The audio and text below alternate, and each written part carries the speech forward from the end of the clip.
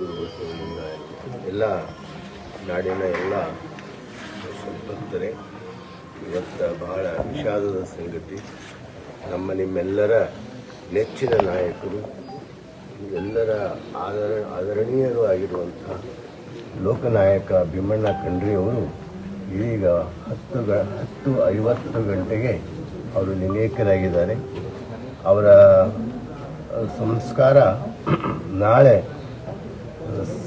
ಸಾಯಂಕಾಲ, ಅಂದರೆ ನಾಳೆ 17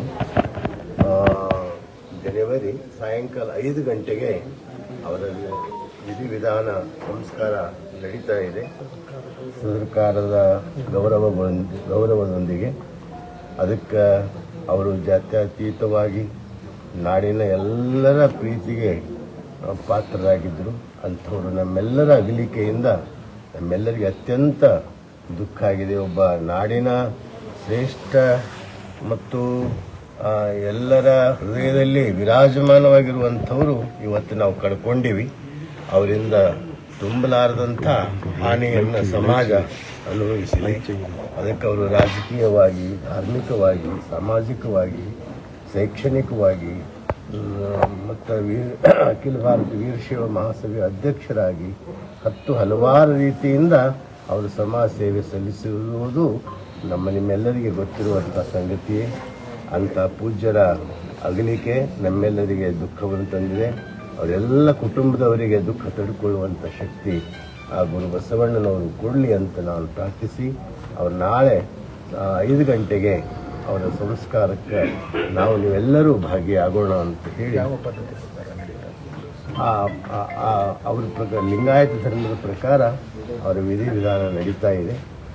ಅದಕ್ಕೆ ಆ ಎಲ್ಲ ಪೂಜ್ಯರ ನೇತೃತ್ವದಲ್ಲಿ ಲಿಂಗಾಯತ ಧರ್ಮದ ಪ್ರಕಾರ ಅವರು ವಿಧಿವಿಧಾನ ನಡೀತಾ ಇದೆ. ತಾವೆಲ್ಲರೂ ಈಗ ಮಠದ ಜೊತೆಗೆ ಅವಿನಾಭಾವ ಶಿಕ್ಷಣ ಕ್ರಾಂತಿ ಭಾಳ ಒಡನಾಟ ಇತ್ತು. ಒಂದೇ ಮಾತಿನಲ್ಲಿ ಹೇಳಬೇಕಾದ್ರೆ ಭಾಲ್ಕಿ ಮಠ, ಖಂಡ್ರೆ ಮನೆತನ ಒಂದು ನಾಣ್ಯದ 2 ಮುಖಗಳಂತೆ ಕಾರ್ಯ ಮಾಡ್ತಾ ಬಂದಿದೆ. ಅವರು ಪ್ರತಿಯೊಂದು ಕಾರ್ಯದಲ್ಲಿ ಚನ್ನಬಸವ ಪಟ್ಟದೇವರ ಒಂದು ಸಂಕಲ್ಪಕ್ಕೆ ಅವರು ಎಡಗೈಯಾಗಿ ಬಲಗೈಯಾಗಿ ಅವರು ದುಡಿದಿದ್ದಾರೆ. ಅನುಭವ ಮಂಟಪ ಇರ್ಬೋದು, ಶಾಂತಿವರ್ಧಕ ಶಿಕ್ಷಣ ಸಂಸ್ಥೆ ಇರ್ಬೋದು, ಸಾಮಾಜಿಕ ಕೆಲಸಗಳಾಗಿರ್ಬೋದು, ಎಲ್ಲ ರಂಗದಲ್ಲಿ ಅವರು ಮಠದ ಜೊತೆ ಅವಿನಾಭಾವ ಸಂಬಂಧವನ್ನು ಹೊಂದಿದ್ದಾರೆ. ಅದಕ್ಕೆ ಅಂಥ ಹಿರಿಯರು, ಅನುಭಾವಿಗಳು, ನಮ್ಮೆಲ್ಲರಿಗೂ ಪೂಜ್ಯರು ಆಗಿರುವಂಥ ಖಂಡ್ರೆಯವರು, ಭೀಮಣ್ಣ ಖಂಡ್ರೆಯವರು ಲಿಂಗೈಕ್ಯರಾಗಿದ್ದು ನಮ್ಮೆಲ್ಲರಿಗೆ ದುಃಖವನ್ನು ಉಂಟು ಮಾಡಿ, ಚನ್ನಬಸವ ಪಟ್ಟದೇವರೇ ಅವರಿಗೆ ಲೋಕನಾಯಕ ಅನ್ನುವಂಥ ಒಂದು ಬಿರುದನ್ನು ಕೊಟ್ಟು ನಿಜವಾಗಿ ಅರ್ಥದಲ್ಲಿ ಲೋಕನಾಯಕರೇ ಅವರವರು. ಪ್ರತಿಯೊಂದು ವೇದಿಕೆ ಮೇಲೆ ಲೋಕನಾಯಕ ಭೀಮಣ್ಣ ಖಂಡ್ರೆಯವರಿಗೆ ಜಯವಾಗಲಿ ಅಂತ ಅವ್ರದ್ದು ಜಯಘೋಷ ನಮ್ಮ ಗುರುಗಳು, ಸ್ವತಃ ಗುರುಗಳು ಎದ್ದು ನಿಂತು ಅವ್ರು ಜಯಘೋಷ ಹಾಕ್ತಿದ್ರು. ನಾವೆಲ್ಲ ಕಣ್ಣಾರೆ ಕಂಡಿದ್ವಿ, ನೋಡಿದ್ವಿ. ಹೌದೌದು, ಎಲ್ಲ ಮಠಕ್ಕೂ ಆಗಿದೆ, ನಾಡಿಗೂ ಆಗಿದೆ, ಧರ್ಮಕ್ಕೂ ಆಗಿದೆ. ಎಲ್ಲ ರಂಗದಲ್ಲಿ ಅವ್ರಿಗೆ ನಮ್ಗೆ ಅಪಾರ ನಷ್ಟ, ಸಮಾಜಕ್ಕೂ ನಷ್ಟ ಆಗಿದೆ. ಅಂಥ ನಷ್ಟ ಆಗಿದೆ. ಅದು ನಮ್ಮ ನಾಡಿಗೆ ನಾಡೇ ದುಃಖ ಸಂತಾಪದಲ್ಲಿ ಇದೆ. ಆದ್ದರಿಂದ ಅಂಥ ಖಂಡ್ರೆಯವರ ಆತ್ಮಕ್ಕೆ ಶಾಂತಿ ಸಿಗಲಿ ಅಂತ ನಾನು ಪ್ರಾರ್ಥಿಸ್ತಾ ಇದ್ದೇನೆ.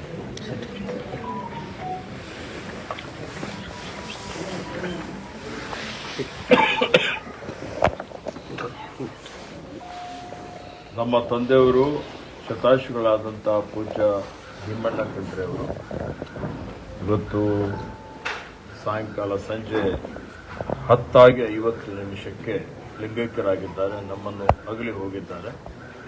15 ದಿವಸಗಳಿಂದ ಅವರು ಅನಾರೋಗ್ಯದಿಂದ ಬಳಲ್ತಾ ಇದ್ದರು. ಇವತ್ತು ಅವರ ಆರೋಗ್ಯದಲ್ಲಿ ಚೇತರಿಕೆ ಕಾಣಿಸಿಕೊಳ್ತಾ ಇತ್ತು. ಅವರು ಮತ್ತೆ ಚೇತರಿಸಿಕೊಳ್ತಾರೆ, ನಮ್ಮ ಮಧ್ಯದಲ್ಲಿ ಇರ್ತಾರೆ ಅನ್ನುವಂಥದ್ದು ನಮ್ಮೆಲ್ಲರಿಗೆ ಒಂಥರ ವಿಶ್ವಾಸ ಇತ್ತು. 102 ವರ್ಷಗಳ ಸಾರ್ಥಕ ಬದುಕನ್ನು ಅವರು ಬದುಕಿದ್ದಾರೆ. ಅವರು ಅನಾರೋಗ್ಯ ಇದ್ದಂತಹ ಸಂದರ್ಭದಲ್ಲಿ ಸಾವಿರಾರು ಜನ ಇವತ್ತು ಅವರಿಗಾಗಿ ಪ್ರಾರ್ಥನೆ ಮಾಡಿದ್ದಾರೆ, ಅವರಿಗಾಗಿ ಪೂಜೆ ಸಲ್ಲಿಸಿದ್ದಾರೆ.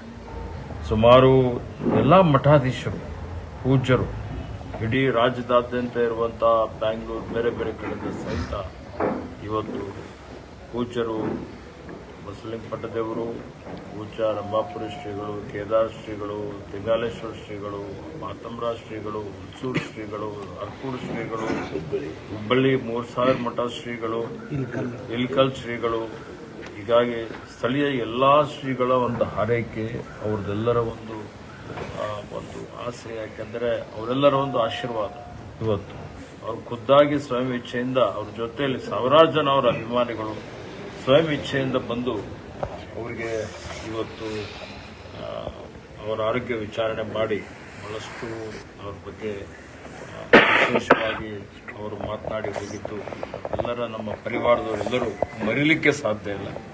ಖಂಡ್ರೆ ಪರಿವಾರದ ವತಿಯಿಂದ ಇವತ್ತು ನಾನಿದ್ದೇನೆ, ನಮ್ಮ ತಮ್ಮನಾದಂಥ ಅಮರ್ ಖಂಡ್ರೆಯವರಿದ್ದಾರೆ, ನನ್ನ ಮಗನಾದಂಥ ಗುರುಪ್ರಸಾದ್ ಖಂಡ್ರೆ ಅವರು, ಸಂಸದರಾದಂಥ ಸಾಗರ್ ಖಂಡ್ರೆ ಅವರು, ಲಿಂಗು ಖಂಡ್ರೆ ಅವರು, ಇತರ ಎಲ್ಲ ನಮ್ಮ ಖಂಡ್ರೆ ಪರಿವಾರದ ಎಲ್ಲ ನಮ್ಮ ಅಕ್ಕ ತಂಗಿ ಒಂದು ಎಲ್ಲರೂ ಇವತ್ತು ಇಡೀ ಸಮಾಜಕ್ಕೆ, ಇಡೀ ಮಠಾಧೀಶರಿಗೆ, ಇಡೀ ಎಲ್ಲ ಅವರ ಅಭಿಮಾನಿಗಳಿಗೆ ಚಿರಋಣಿಯಾಗಿದ್ದೇವೆ. ಅವರಿಗೆ ನಮ್ಮ ಕೃತಜ್ಞತೆಗಳನ್ನು ಸಲ್ಲಿಸ್ತಾ ಇದ್ದೇವೆ. ನಾಳೆ ಸಾಯಂಕಾಲ 5 ಗಂಟೆಗೆ ಪಾಲ್ಕಿಯಲ್ಲಿ ಶಾಂತಿಧಾಮ ನಮ್ಮ ತಾಯಿಯವರ ಸಮಾಧಿಯ ಪಕ್ಕದಲ್ಲಿ ಇವತ್ತು ನಮ್ಮ ತಂದೆಯವರಾದ ಪೂಜ್ಯ ಭೀಮಣ್ಣ ಖಂಡ್ರೆ ಅವರ ಅಂತ್ಯಕ್ರಿಯೆ ಇವತ್ತು ಆಗೋದಿದೆ. ನಾಳೆ 5 ಗಂಟೆಗೆ ಅಂತ ಹೇಳಿ ನಾನು ಅಭಿಮಾನಿಗಳಿಗೆ ಹೇಳಲಿಕ್ಕೆ ಬಯಸ್ತೇನೆ. ಅವರೆಲ್ಲ ಹಿರಿಯ ಮುಖಂಡರು ಬರ್ತಾರೆ. ಸಿಎಂ ಬರ್ಬೋದು. ನೋಡಿ, ನಮ್ಮ ತಂದೆಯವರೇ ನನಗೆ ರೋಲ್ ಮಾಡೆಲ್. ಇವತ್ತು ನಾನು ಈ ಒಂದು ಮಟ್ಟಕ್ಕೆ ಬೆಳೆದಿದ್ದೇನೆ, ಸಚಿವನಾಗಿ ಸೇವೆ ಮಾಡ್ತಾ ಇದ್ದೇನೆ, 4 ಸಲ ಶಾಸಕನಾಗಿ ಸೇವೆ ಮಾಡಿದ್ದೇನೆ. ಇವತ್ತಂತ ಹೇಳಿದರೆ ಅವರು ನಮಗೆ ಬಾಲ್ಯದಿಂದಲೇ ಒಬ್ಬ ಹೋರಾಟಗಾರ, ಅವರು ಅನ್ಯಾಯದ ವಿರುದ್ಧ ಹೋರಾಟ ಮಾಡಿದಂಥವ್ರು, ಇದ್ದದ್ದು ಇದ್ದ ಹಾಗೆ ಹೇಳಿದಂಥವ್ರು, ನಿರ್ಭೀಡೆಯಿಂದ ನಿರ್ಭೀತಿಯಿಂದ ಇವತ್ತು ಅವರು ಸಮಾಜದಲ್ಲಿ ಕಳಕಳಿ ಇಟ್ಟುಕೊಂಡು ಸ್ವಾತಂತ್ರ್ಯಕ್ಕಾಗಿ ಹೋರಾಟ ಮಾಡಿದ್ದಾರೆ, ನೈಜಾಮನ ವಿರುದ್ಧ ಹೋರಾಟ ಮಾಡಿದ್ದಾರೆ, ಅನ್ಯಾಯದ ವಿರುದ್ಧ ಹೋರಾಟ ಮಾಡಿದ್ದಾರೆ, ರೈತರಿಗಾಗಿ, ಬೀದರ್ ಜಿಲ್ಲೆ, ಕಲ್ಯಾಣ ಕರ್ನಾಟಕಕ್ಕಾಗಿ, ಶೈಕ್ಷಣಿಕ ಕ್ಷೇತ್ರದಲ್ಲಿ ಅವರು ಮಾಡಿದಂತಹ ಸಾಧನೆ ಅಪಾರವಾದಂಥದ್ದು. ಇವತ್ತು ನಾವೆಲ್ಲ ಹೇಳ್ಬೋದು, ನಮಗೆಲ್ಲ ರೆಡಿಮೇಡ್ ಪ್ಲಾಟ್ಫಾರ್ಮ್ ಸಿಕ್ಕಿದೆ. ಅವರು ಸ್ವಯಂ ಶಕ್ತಿಯಿಂದ, ಸ್ವಯಂ ಬಲದಿಂದ ಇವತ್ತು ಒಂದು ರೀತಿಯಲ್ಲಿ ಹೋರಾಟನೇ ಬಹಳ ಅತ್ಯಂತ ರೋಮಾಂಚನವಾದಂಥ ಒಂದು ಹೋರಾಟ ಅಂತ ಹೇಳ್ಬೋದು. ಇವತ್ತು ಅನೇಕ ಕೈಗಾರಿಕೆ, ಕೃಷಿ ಆಧಾರಿತ ಕೈಗಾರಿಕೆಗಳನ್ನು ಸ್ಥಾಪನೆ ಮಾಡಿ ಸಾವಿರಾರು ಜನರಿಗೆ ಉದ್ಯೋಗ ಕೊಡಿಸುವಂಥ ಕೆಲಸ ಮಾಡಿದ್ದಾರೆ. ಅವರ ಒಂದು ಚಾರಿತ್ರ್ಯ, ಅವರ ಮಾತುಗಳು, ರಾಷ್ಟ್ರೀಯತೆ, ರಾಷ್ಟ್ರಭಕ್ತಿ, ರಾಷ್ಟ್ರ ಪ್ರೇಮ, ಸಮಾಜ ಪ್ರೇಮ, ಅಖಿಲ ಭಾರತ ವೀರಶೈವ ಲಿಂಗಾಯತ ಮಹಾಸಭೆ ಅಧ್ಯಕ್ಷರಾಗಿ ಸಮಾಜವನ್ನು ಒಗ್ಗೂಡಿಸುವಂತಹ ಒಂದು ಕೆಲಸವನ್ನು ಮಾಡಿ, ಸಮಾಜ ಒಗ್ಗೂಡಿಸಿದ್ರೆ ಇತರರಿಗೂ ತನ್ನ ಜೊತೆಯಲ್ಲಿ ತೆಗೆದುಕೊಂಡು ಹೋಗಬಹುದು ಅನ್ನುವಂತಹ ಒಂದು ದೃಢವಾದಂಥ ಅವರ ಒಂದು ತೀರ್ಮಾನ, ಒಂದು ನಿರ್ಣಯ ಇವತ್ತು ರಾಜ್ಯದಾದ್ಯಂತ, ದೇಶದಾದ್ಯಂತ ಸುತ್ತಾಡಿ ಸಂಘಟನೆ ಮಾಡಲಿಕ್ಕೆ ಪ್ರಯತ್ನ ಮಾಡಿದಂಥವರು ಅನೇಕ ಹಲವಾರು ಅಸಾಧ್ಯವಾದಂಥ ಅನೇಕ ಕೆಲಸ ಕಾರ್ಯಗಳನ್ನು ಮಾಡಿದ್ದಾರೆ.